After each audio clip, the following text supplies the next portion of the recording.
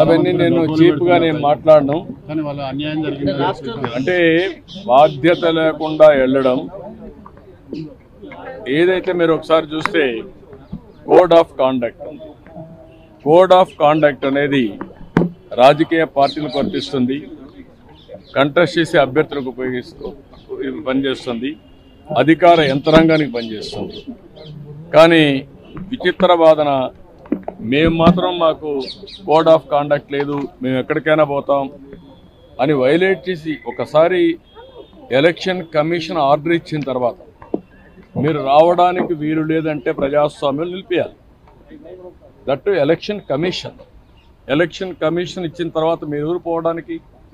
Election commission కంటే మీరు గొప్పవాళ్ళు కాదు కదా.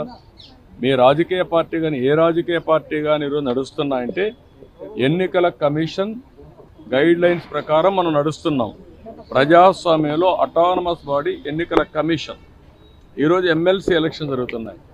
అలాంటి ఎమ్మెల్సీ ఎలక్షన్ జరిగేటప్పుడు కోడ్ ఆఫ్ కాండక్ట్ ఉంది, మీరు రావడానికి వీలు లేదు అని స్పష్టంగా చెప్పిన తర్వాత దాన్ని వైలేట్ చేసి ఆడడం, వైలేట్ చేసి వెళ్ళి మార్కెట్ కమిటీలు ఇవన్నీ చేయడం, చేసిన తర్వాత మళ్ళీ పోయి మాకు సెక్యూరిటీ ఇవ్వలేదని కంప్లైంట్ చేయడం.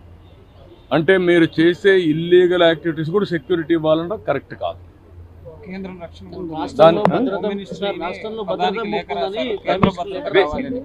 దిస్ ఈజ్ వేర్ నేను అనేది అంటే ఎప్పుడు కూడా రాజకీయ పార్టీల్లో ఉండే నాయకులం ప్రజాస్వామ్యయుతంగా ప్రవర్తించాలి. ప్రజాస్వామ్యంగా ప్రవర్తించకుండా హై హ్యాండెడ్గా రౌడీజాలు చేస్తామంటే అది కరెక్ట్ కాదు. ఒకసారి నేను అడుగుతున్న, రాష్ట్రంలో ఉండే ప్రజలందరూ అర్థం చేసుకోవాల్సిన అవసరం ఉంది. ఎన్నికల కమిషన్ చెప్పింది, నేను చెప్పలా. ఎన్నికల కమిషన్ తెలుగుదేశం పార్టీ ఎన్డీఏ కాదు, స్వయం ప్రతిపత్తి కలిగిన వ్యవస్థ. అది అన్ని రాజకీయ పార్టీలను రెగ్యులేట్ చేసే వ్యవస్థ. వాళ్ళ మీద నమ్మకం ఉంటే మీరు పోకుండా అవాయిడ్ చేయాలి. మీరు వెళ్ళినప్పుడు అది ఇల్లీగల్ అవుతుంది. మీరు ఇల్లీగల్ యాక్టివిటీకి పోలీస్ ప్రొటెక్షన్ ఇవ్వడం ఎక్కడన్నా మనం చూసామా? మీరు అడగడం ఏంటి? నువ్వు పోయిందే హై హ్యాండెడ్గా ఇల్లీగల్ యాక్టివిటీ చేసినప్పుడు నాకు పోలీసులు కూడా రావాలన్నా వెనకాలంటే రేపు రాబోయే రోజు నువ్వు నేరాలు చేస్తానంటే పోలీసులు చూస్తూ నీ దగ్గర రావాలన్నా? ఇది కరెక్ట్ అప్రోచ్ కాదు. ఇది నాకు సంబంధించిన విషయం కాదు, ఎన్నికల కమిషన్ విషయం. కానీ వచ్చింది కాబట్టి చెప్పాల్సి వస్తూ ఉంది. ఇది ప్రజాస్వామ్యం నేను చాలా చూశాను. ఇలాంటి రాజకీయ నాయకుల్ని, ఇలాంటి రాజకీయ పార్టీలను ఎప్పుడు చూడలేదు, ఇంతవరకు ఎవరికి రాలేదు. ఒక రకమైన హంగామా సృష్టించారు. దాంతో రైతులు మార్కెట్లో ఉండే వాళ్ళు కూడా బయటకు పారిపోయే. నేనేమంటానంటే సమస్య పరిష్కారం చేయడానికి అనేక మార్గాలు ఉన్నాయి. ముఖ్యమంత్రికి లెటర్ రాయొచ్చు, లేకపోతే మంత్రికి లెటర్ రాయొచ్చు, లేకపోతే ప్రెస్ ద్వారా చెప్పచ్చు, లేకపోతే గవర్నర్కి రిప్రజెంట్ చేయొచ్చు, లేకపోతే కేంద్ర ప్రభుత్వానికి వచ్చి చెప్పచ్చు.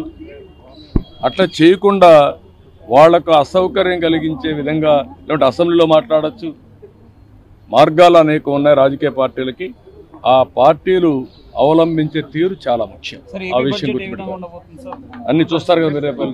Thank you.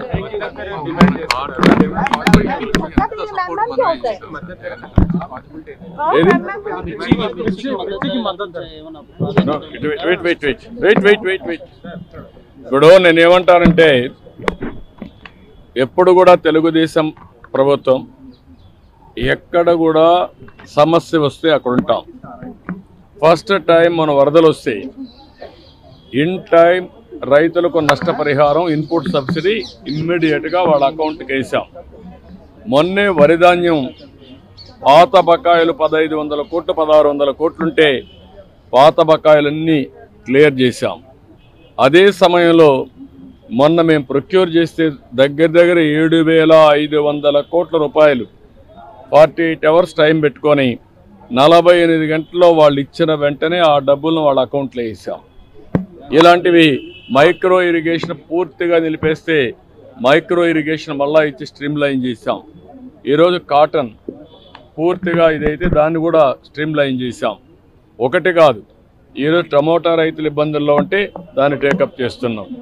ఎక్కడ ఏ సమస్య ఉంటే అక్కడ తెలుగుదేశం పార్టీ ఉంటుంది, రైతులను ఆదుకుంటాం. అదే సమయంలో ఎవరైనా సరే రైతుల ఇంట్రెస్ట్ కోసం చెప్తే వింటాం, వాస్తవాలుంటే యాక్ట్ చేస్తాం. అడుగుతారు అంటే ఇప్పుడు ఇంకా టూ ఎర్లీ. మనం చెప్పానుగా మొన్న ఎలక్షన్లో అసలు ఇవేవి ఇష్యూలు కాదు. మొన్న ఎలక్షన్లో ఒకటే ఇష్యూ, జగన్ ఉండాలా పోవాలా, అదే ఇష్యూ. జగన్ పోవాలన్న వాళ్ళందరూ ఒకవైపు ఉన్నారు, జగన్ ఉండాలన్న వాళ్ళందరూ ఒకవైపు ఉన్నారు. అది వాళ్ళు కూడా దగ్గర 40%కి వచ్చేసారు. సరిగ్గా చంద్రబాబు నాయుడు గారికి 2019లో వచ్చిన ఓట్లకి ఇప్పుడు జగన్కి వచ్చిన ఓట్లకి 0.2 0.3% తేడా, అంతే. 39.2 ఆయనకి వస్తే అంతకన్నా ఎక్కువ వచ్చాయి, జగన్కే ఎక్కువ వచ్చాయి 0.6.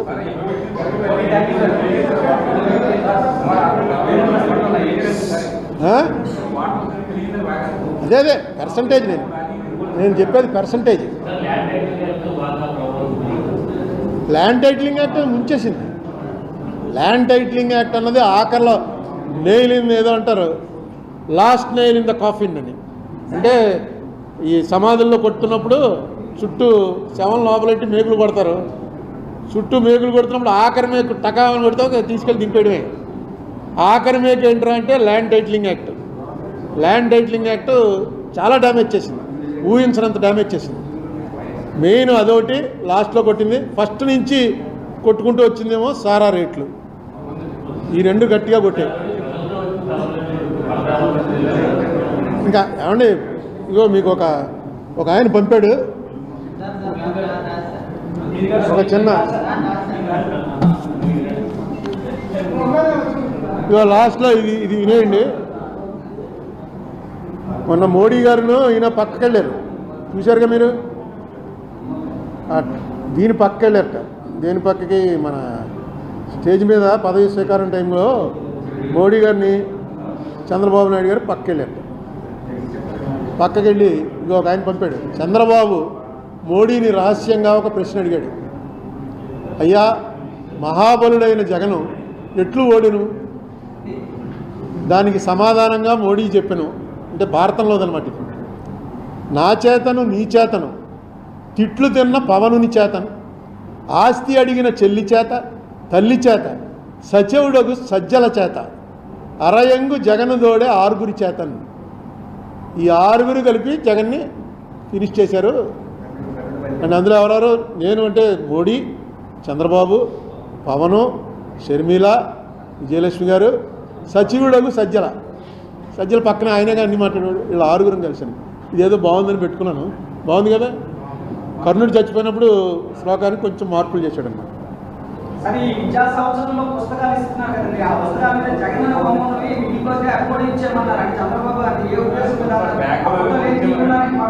మళ్ళీ పుస్తకాలు ప్రింట్ చేయడం ఎందుకని?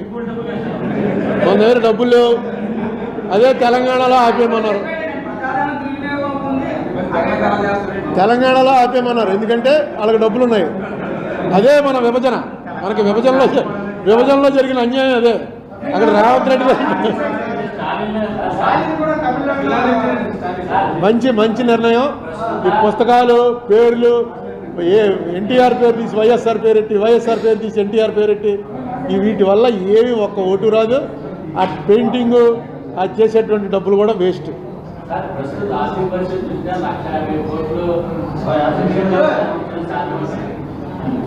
ఇప్పుడు చంద్రబాబు నాయుడు సీఎం అయ్యాడు, ఆయన ఇవన్నీ తెలిసే చెప్తాడుగా. జగన్ అన్నవాడు నవరత్నాలు ఇచ్చాడుగా, అప్పుడు పరిస్థితి బాగోలేదు, ఇచ్చాడు. ఈయన అంతకన్నా ఎక్స్పీరియన్స్డ్. సో డెఫినెట్గా ఇవన్నీ చెప్పేటప్పుడు ఎంతో కొంత చూసుకుని ఉంటారు. తర్వాత ఏం చేస్తారో తెలియదు కానీ ముందు ఆల్రెడీ 7,000 ఇచ్చేమన్నాడుగా, 7,000 ఇచ్చేస్తారు. నేను అనుకోవటం నెక్స్ట్ ఈ నెలాఖరు అయ్యేటప్పటికి లెక్కర్ దాంట్లో కూడా ఫైనలైజ్ చేసేస్తారు. ఆల్రెడీ టెండర్లు పిలుస్తున్నట్ట, మళ్ళీ పూర్వంలాగే ప్రైవేట్కి ఇచ్చేయడానికి. ఇప్పుడు వాళ్ళకి తెలుసు, జగన్కి అయితే first time CM. Chandrababu Naidu ఎన్నోసారి, ఇది 4వసారి 5వసారి? 4వసారి. తెలుసు కదా ఏంటి ఎలా నడుస్తుంది ఏంటి తెలుసు. ఖచ్చితంగా నేను చెప్పాను కదా, ఈవీఎంలతోటి ప్రతి ఎలక్షన్లో చెప్తున్నారు. ఇప్పుడు ఎలా తయారైందంటే చూసుకోండి, పాత పేపర్లు అని పేపర్లు కూడా పెడుతున్నారు. పోలింగ్ అయిపోగానే ఎలక్షన్ కమిషన్ వాళ్ళు ఆ లాస్ట్ ఫేజ్ పోలింగ్ అవగానే దేశవ్యాప్తంగా పోలైన ఓట్లు అని ఒక నెంబర్ ఇచ్చారు. కౌంటింగ్ అయిపోగానే దేశవ్యాప్తంగా కౌంటింగ్ అయింది అని నెంబర్ ఇచ్చారు. ఈ 2 నెంబర్లకి తేడా ఉంది. ఇది ఎలా అన్నది కొంతమంది అంటాడు, లేదంటే పోస్టల్ ఓట్లు వాళ్ళు కలపలేదని. పోస్టల్ ఓట్లు కలపకుండా ఈసీఐ ఎందుకు డిక్లేర్ చేస్తుంది ఎలక్షన్ కమిషను? అసలు దీని మీద వెళ్ళి ఇప్పుడు చంద్రబాబు నాయుడు గారు తెలుసుకోవాలనుకుంటే 5 నిమిషాల్లో కరెక్ట్గా వచ్చేస్తుంది. ఎలక్షన్ కమిషన్ వాళ్ళే కరెక్ట్గా పంపుతారు. ఏంటి తేడాలని అడగాలి, ఎందుకు వచ్చే తేడాలని అడగాలి. నాకు ఒక ఆయన రాయలసీమ ఆయన ఏం చెప్పాడంటే వాళ్ళ ఊర్లో ఓ బూత్ ఉందిట. ఆ బూత్ ఎప్పుడు రిగ్గింగే, ఈవీఎంలు వచ్చినా రిగ్గింగే. లాస్ట్ టైం ఆ ఊరిలో ఆ రిగ్గింగ్ చేసే మనిషి ఒక పార్టీలో ఉన్నాడు, ఈసారి ఈ పార్టీలోకి వచ్చాడు. అందుకని ఆ మనిషి కూడా అందరికీ తెలుసు. వీళ్ళు వెళ్ళటం అక్కడ ఏదో 5,000 నొక్కేస్తారు, ఏదో చేస్తారు, మిషన్ వర్స్ పెట్టి నొక్కేస్తారు టక్ టక్ టక్ అని. 660 ఓట్లు ఒక పార్టీకి, వాళ్ళు కూడా జాగ్రత్తగా చేస్తారు, మళ్ళీ ఎవరికి అనుమానం రాకుండా వన్ సైడ్ నొక్కేసుకోరు. 140 ఓట్లు ఒక పార్టీకి నొక్కున్నారు. నొక్కింది ఆ రకంగా నొక్కారని 10 మంది ముఖ్యులు ఉన్నారు, వాళ్ళందరికీ తెలుసు. అది కౌంటింగ్ వచ్చేటప్పటికి వీళ్ళు 140 ఎవరికైతే నొక్కారో వాడికి 240 మెజార్టీ వచ్చింది.